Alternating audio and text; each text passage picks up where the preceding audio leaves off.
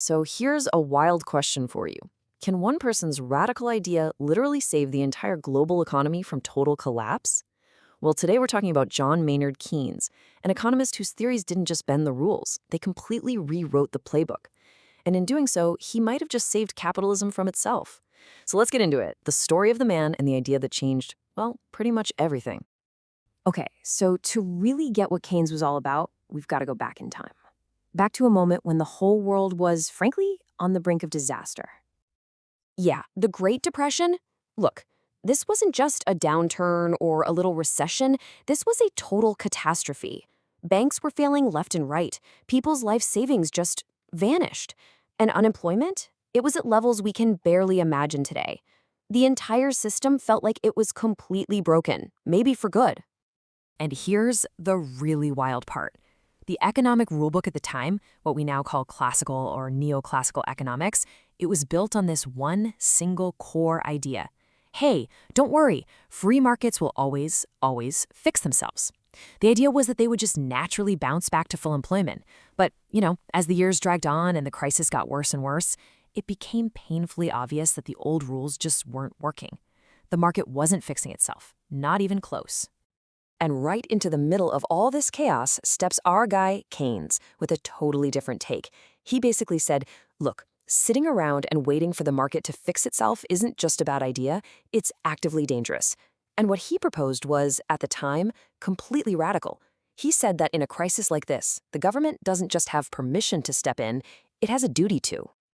So who was this guy anyway? Who was this man who had the nerve to challenge 100 years of economic thinking? Well, for starters, John Maynard Keynes was not your typical stuffy academic, not at all. This guy was a brilliant public figure, a top-level civil servant, a director of the Bank of England, and a core member of the Bloomsbury Group, rubbing shoulders with famous artists and writers. I mean, he just moves so easily between these completely different worlds: high finance, government power, and the arts. He was a real force of nature. And yeah, his background was, well, impeccable. He was born into an academic family, and get this, he wasn't even trained as an economist at first. His specialty was mathematics at Cambridge. In fact, the most famous economist of the day, a guy named Alfred Marshall, literally had to beg him to switch over to economics. And that math brain, it gave him this incredible ability to just take economic theories apart and rebuild them from scratch. And you could see this rebellious streak in him pretty early on. After World War I, he went to the Versailles Peace Conference, and he was so horrified by what he saw that he resigned from the British Treasury in protest. He then wrote this absolutely scathing critique, arguing that forcing Germany to pay these insane war reparations would just plant the seeds for another war. For Keynes, this wasn't just bad economics. It was a huge moral mistake. And tragically, he turned out to be right.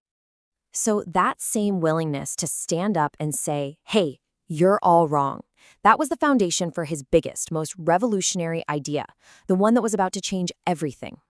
Okay, this right here really gets the heart of his big idea.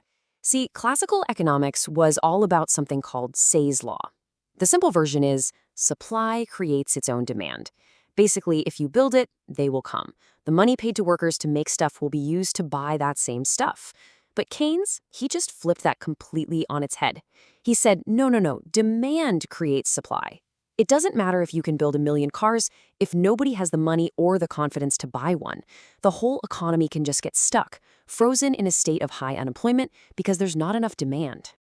And that brings us to the key concept in his whole universe: aggregate demand. All that means is the total amount of spending on everything in the economy. For Keynes, this was the master control knob.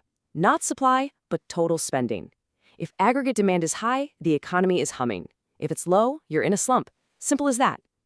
So the logic goes something like this. Step 1, a downturn hits and everybody gets scared. So what do people and businesses do? They stop spending and start hoarding cash.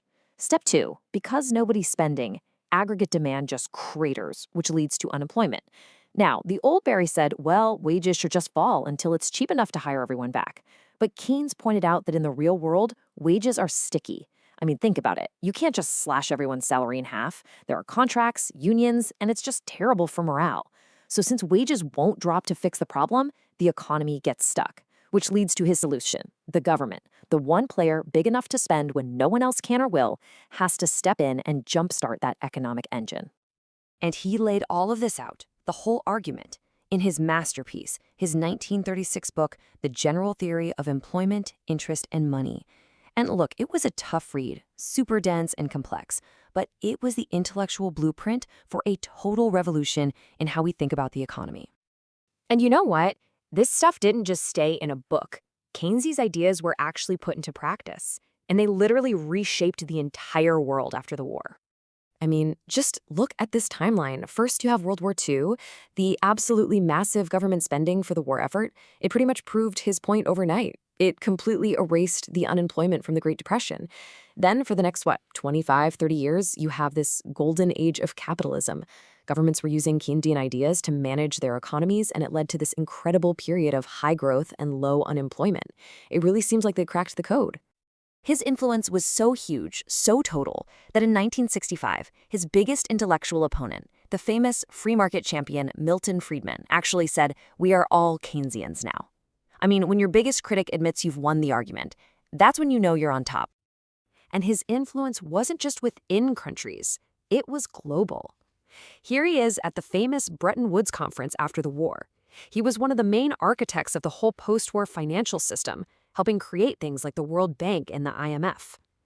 These were institutions designed specifically to stop the kind of economic chaos that he believed had led to 2 world wars in the first place. But of course, the story doesn't end there. That golden age started to lose its shine, and Keynes's ideas faced a huge backlash, only to come roaring back when we least expected it. So what happened? Well, in the 1970s, this new economic monster appeared that nobody saw coming: stagflation. That's a weird word, but it just means you had high inflation, so rising prices, and high unemployment at the same time. Now, according to the standard Keynesian theories, this just shouldn't be possible. And his critics jumped all over it. They argued that government meddling was the cause of the problem, not the solution. And by the end of the 70s, Keynesianism was officially out. It was all about free market policies again. And then, 2008, the global financial system went into complete meltdown. And suddenly, the world was staring into the abyss of another Great Depression. So facing a total meltdown, what did governments all around the world do? They went to the attic, dusted off the old Keynesian playbook, and put it right back into action. We're talking massive government spending, huge stimulus packages, bank bailouts.